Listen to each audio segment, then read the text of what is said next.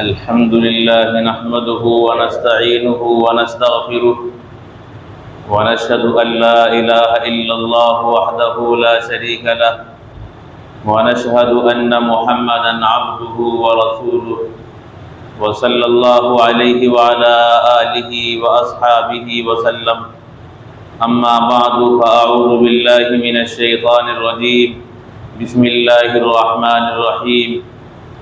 इन्नल्लज़ीना क़ालू रब्बुनल्लाहु सुम्मा इस्तक़ामू ततनज़्ज़लु अलैहिमुल मलाइकतु अल्ला तख़ाफ़ू व ला तहज़नू व अबशिरू बिल जन्नतिल्लती कुन्तुम तुअदून नहनु औलियाउकुम फ़िल हयातिद दुनिया व फ़िल आखिरह व लकुम फ़ीहा मा तश्तही अनफुसुकुम व लकुम फ़ीहा मा तदअून नुज़ुलन मिन गफ़ूरिर रहीम। सदक़ल्लाहुल अज़ीम। हाज़रीन मोहतरम, मज़कूरा आयात में अल्लाह तबारक व तआला ने इस्तिक़ामत पर चंद इनामात का वादा फरमाया है। अल्लाह फरमाते हैं इन्नल्लज़ीना क़ालू रब्बुनल्लाह, कि बेशक जो लोग अल्लाह तबारक व तआला के रब होने का यकीन करने के साथ साथ ज़बान से इकरार करते हैं कि अल्लाह हमारे रब हैं, अल्लाह हमारे पालनहार हैं। सुम्मा इस्तक़ामू, फिर वो अल्लाह को रब तस्लीम करने के बाद, अल्लाह की रुबूबियत का इकरार करने के बाद इस्तिक़ामत इख्तियार करें, उस पर जम जाएं। ततनज़्ज़लु अलैहिमुल मलाइका, तो उनके बाद फरिश्तों का नुज़ूल होता है। अब यहाँ मसला है इस्तिक़ामत को समझने का। हर मुसलमान अल्लाह के रब होने का यकीन भी रखता है और इकरार भी करता है, लेकिन रब के इकरार करने के साथ साथ इस्तिक़ामत से मुराद क्या है? हज़रत अबू बकर सिद्दीक़ रज़ी अल्लाह तआला अन्हु फरमाते हैं कि इस्तिक़ामत ये है कि आदमी अल्लाह को जब अपना रब तस्लीम कर ले फिर उसी पर जमा रहे और कभी भी इस बात को न छोड़े। यानी अल्लाह को रब मानने के बाद किसी और को फिर आखिर ज़िंदगी तक रब तस्लीम न करे। अल्लाह को रब माना है तो मौत भी इसी पर आनी चाहिए। यही अक़ीदा हो, यही ईमान हो और इसी ईमान और एतक़ाद के साथ इस दुनिया से रुखसती हो रही हो।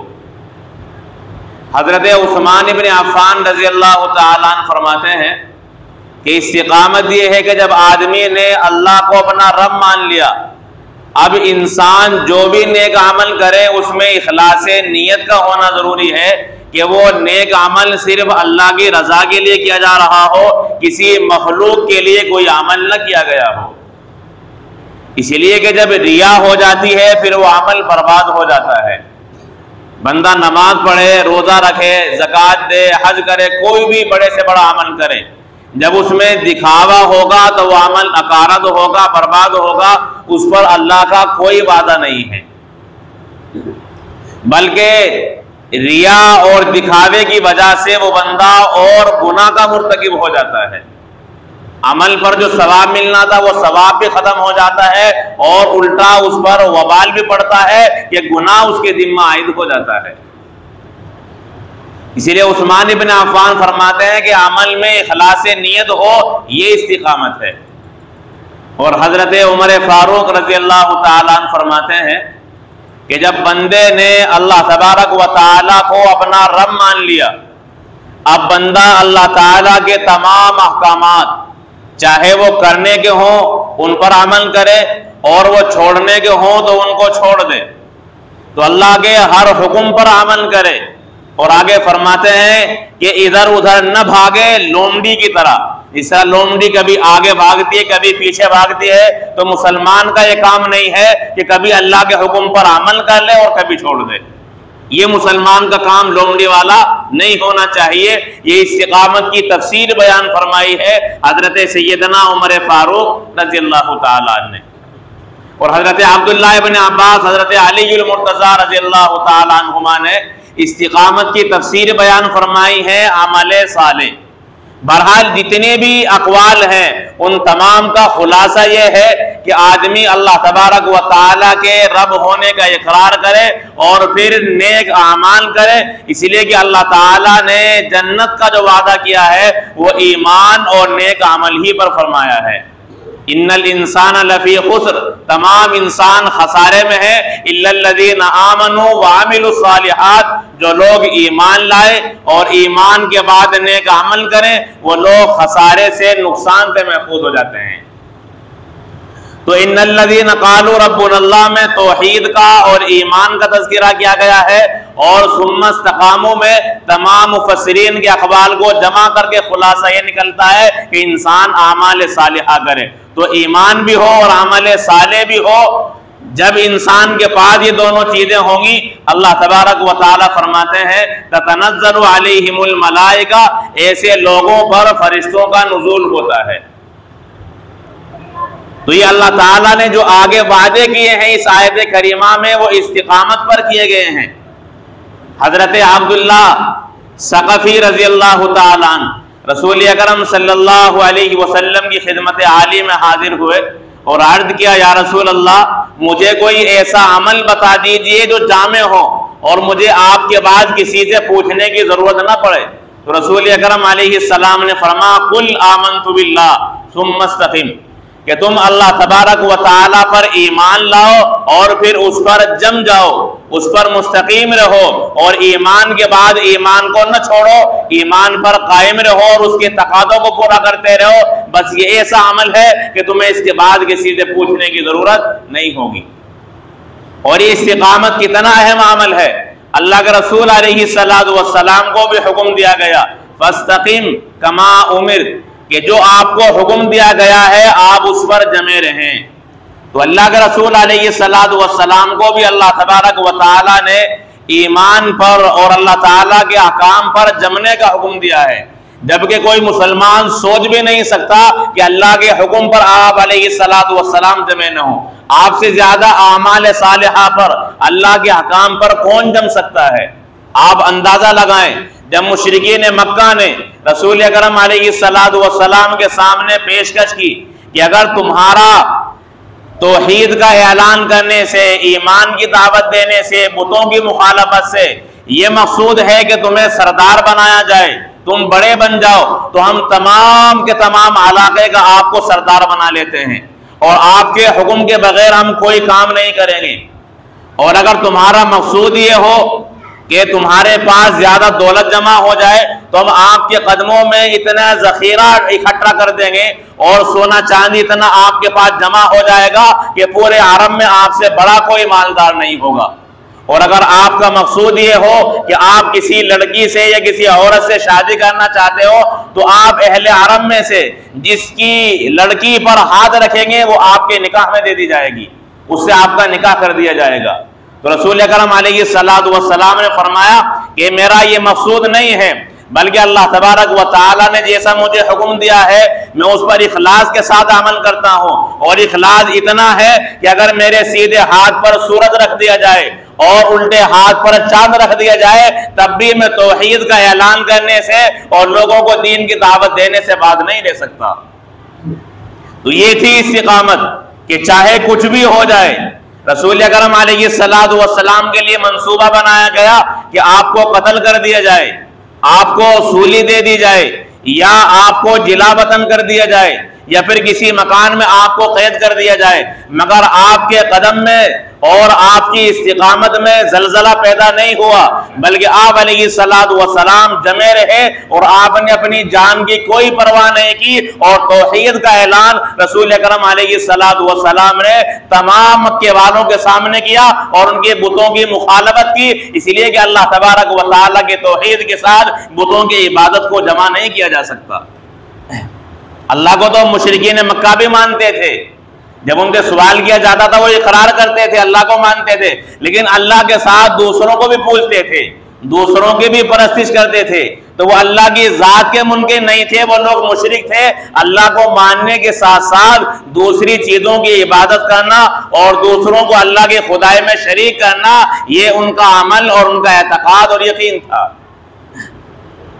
बहरहाल अल्लाह के रसूल अलैहिस्सलातु वस्सलाम की दाढ़ी मुबारक में जब सहाबा ने चंद सफेद बाल देखे और आपसे मालूम किया गया कि या रसूल अल्लाह आप पर बुढ़ापा आ गया, तो अल्लाह के रसूल अलैहिस्सलाम ने फरमाया कि मुझे सूरह हूद ने बूढ़ा कर दिया।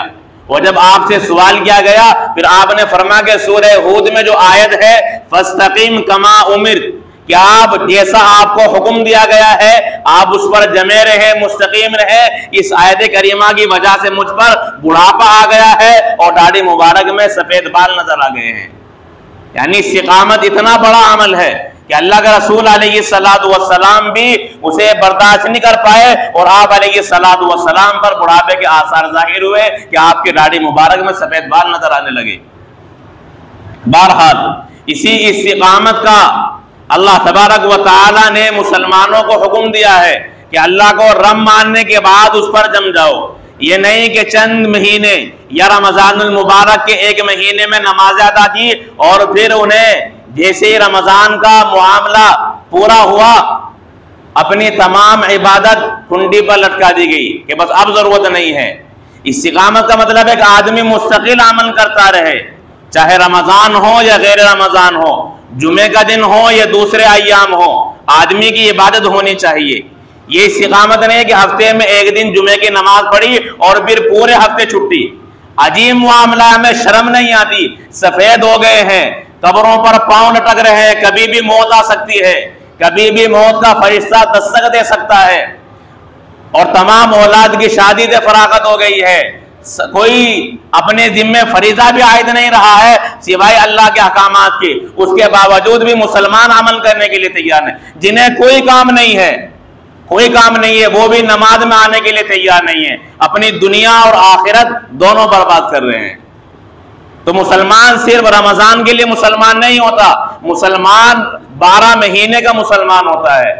मुसलमान 8 दिन का मुसलमान नहीं होता, वो हफ्ते के जुमे के अलावा जो बाकी 6 दिन है उनमें भी मुसलमान रहता है। मुसलमान मस्जिद में मुसलमान नहीं रहता, वो बाजार में जाए तब भी मुसलमान होता है, वो अपने खेत में जाए तब भी मुसलमान रहता है।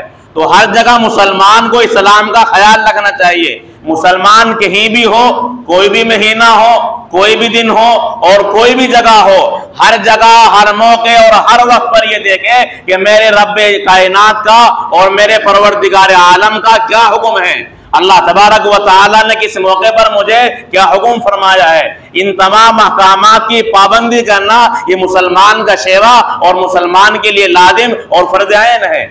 अगर मुसलमान रब के रब होने का इकरार करे और रब के अहकामात को तोड़ता रहे तो समझ लीजिए वो अपने दावे में पक्का नहीं है, वो अपने दावे में पुख्ता नहीं है, वो अपने दावे में कामिल सच्चा नहीं है।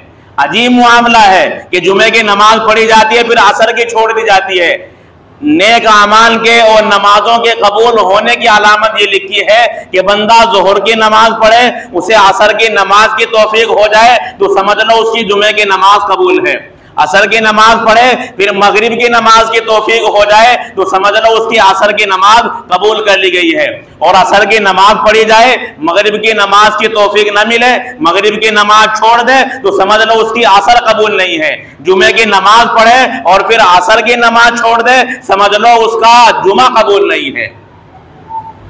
एक इबादत दूसरी इबादत को खींच कर लाती है। अब एक नमाज के बाद दूसरी नमाज का एहतमाम हो तो समझो उसकी पहली नमाज कबूल की गई है, वरना पहली इबादत उसकी कबूल नहीं की गई है। इसीलिए अगर कबूल की जाती तो उसे दूसरी इबादत की और दूसरी नमाज की तौफीक मिल जाती। लेकिन हम मुसलमान ये समझता कि बस जुमे की 2 नमाजें पढ़ी, 2 रकातें अदा की या रमजानुल मुबारक में 2-4 दिन नमाजें अदा कर ली, बस पूरे साल के लिए छुट्टी हो गई। ये मुसलमान की वबाल का मामला है। मुसलमान पर जो हालात है और मुसलमानों पर जो जुल्म तशद्दुद किया जा रहा है उसकी वजह यही है। अब होता क्या है कि कहीं से भी चंद लोग इकट्ठा होकर आते हैं, मस्जिद पर अब जना झंडा लगा दिया जाता है या मस्जिद को शहीद कर दिया जाता है। अब मसाजिदों को शहीद किया जाता है, उनके खिलाफ बहुत सारे इक़दामात किए जाते हैं, लेकिन मुसलमान अपनी मसाजिद को नमाज पढ़ के आबाद करे, ये काम मुसलमान के लिए आसान नहीं होता। मुसलमान इस काम के लिए तैयार नहीं होता। वो उनके खिलाफ मुकदमात भी करेगा, उनके खिलाफ अदालत में भी जाएगा और कमिश्नरों से और हुक्काम से भी राब्ता करेगा, उनके खिलाफ पैसा भी खराब करेगा। ये खराबी है जब मुसलमान खुद अपनी मस्जिद की हिफाजत नहीं कर सकता और अपने मसाजिद को नेक आमाल में इबादत से अंजाम नहीं दे सकता, बाकी जो आमाल करेगा वो खराबी होंगे। कितना ही पैसा लगाया जाए, जब तक कि मुसलमान खुद मजबूत नहीं होगा, खालिद पैसे के बलबूते पर वो अपनी मसाजिदों की हिफाजत नहीं कर सकता। अगर वो पैसा लगा रहा है, मुकद्दमात लड़ रहा है, उससे पहले जरूरी है कि अपने नेक आमाल के जरिए से अपनी मसाजिद को आबाद करें। अब जब मुसलमान ही मस्जिदों में नहीं आएंगे, फिर गैर दाखिल होंगे।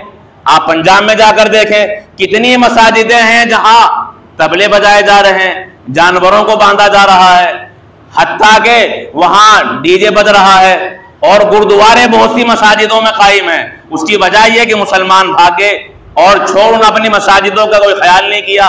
और जब उस जमाने में थे तो उस वक्त भी उन लोगों ने उन आमाल की पाबंदी नहीं की जो मस्जिद के आमाल होने चाहिए। मस्जिद का नाम वो किसी इमारत का नहीं है, मस्जिद कहते हैं सजदा करने की जगह। सजदा किया जाएगा तो मस्जिद है, और जब मुसलमान सजदा करना ही छोड़ दे, अब उसे मस्जिद कहते रहे और कयामत तक वो मस्जिद ही रहेगी, लेकिन जो असल इबादत है और जो रूह है मस्जिद की, वो रूह उसकी खत्म हो जाती है।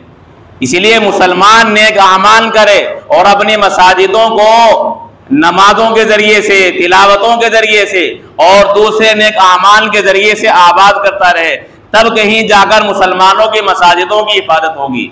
बहरहाल अल्लाह तबारक व तआला फरमाते हैं, इन्नमा यामुरु मसाजिद अल्लाह, कि मसाजिदों की तामीर वो लोग करते हैं, मन आमन बिल्लाह, जो अल्लाह पर ईमान लाते हैं, वल यौमिल आखिर, और क़यामत के दिन पर ईमान रखते हैं, वक़ामत सलाह, और नमाज कायम करते हैं, ज़कात देते हैं, वलम यख्शा इल्लल्लाह, और अल्लाह के सिवा किसी से नहीं डरते। तो ईमान हो, ईमान के बाद नमाज कायम की जाए, ज़कात दी जाए, अल्लाह के अलावा किसी से न डरा जाए, यह है मस्जिद की तामीर।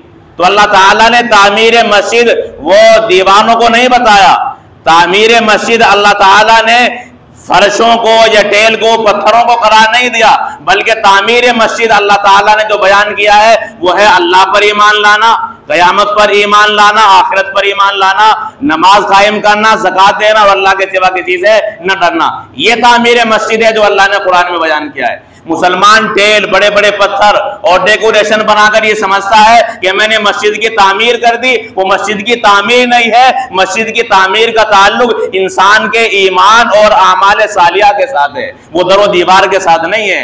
सहाबा किराम की जो मसाजिद थी, खुद मस्जिद नबवी, इसमें रसूलुल्लाह ने नमाज पढ़ी है, उस पर छप्पर था, कोई लेंटर नहीं था, उसकी छत मजबूत नहीं थी, बिछाने के लिए फर्श भी नहीं था, कंकरे थी और कंकर पर नमाज पढ़ते थे।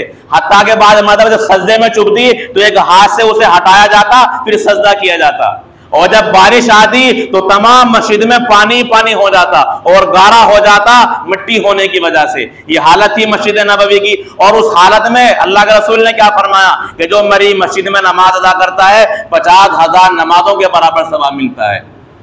तो आमाल के साथ उसका ताल्लुक था। तो मुसलमान बड़ी बड़ी मसाजिदें तो तामीर करता है, लेकिन उनकी हिफाजत नहीं कर सकता। यही हमारी ईदगाह के साथ है।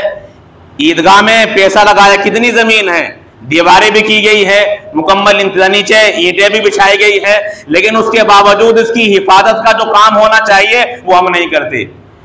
क्रिकेट वहां खेला जाएगा, फुटबॉल वहां खेला जाएगा, बकरियां वहां चराई जाएंगी, जुआ वहां बैठकर खेला जाएगा, पेशाब वहां किया जाएगा। अब ये है हमारी इबादत खाना, ये है हमारी ईदगाहें, ये है हमारी मसाजिदें, और ये है हमारा उनके साथ ताल्लुक।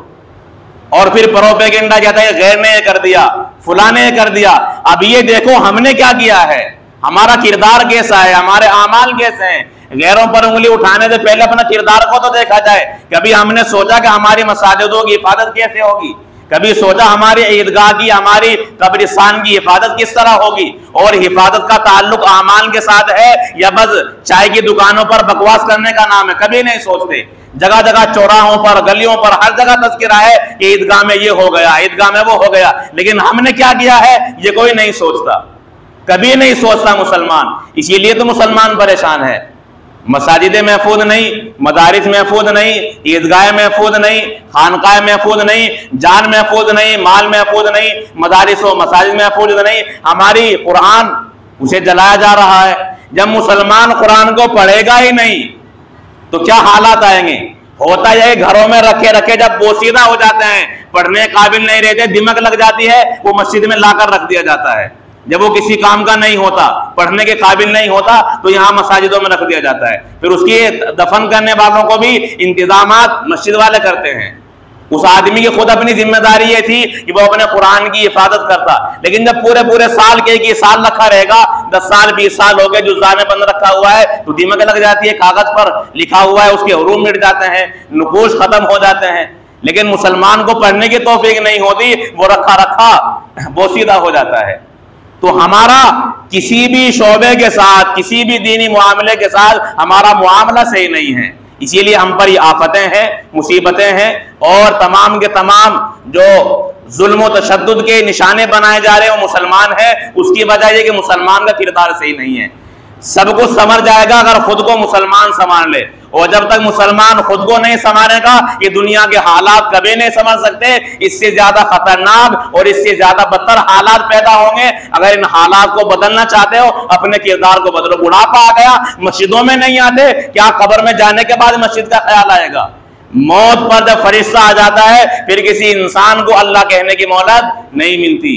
ये जिंदगी है, इसी में वक्त है, इसका ख्याल रखो और अपनी जिंदगी को सही काम पर लगाओ, ताकि अल्लाह तबारक व तआला दुनिया और आखिरत में हमें कामयाबी अता फरमाए। बहरहाल इस्तिकामत पर जो वादे किए गए हैं वो इंशाअल्लाह आइंदे जुमे में अर्ज किए जाएंगे। वमा अलैना इल्लल बलाग।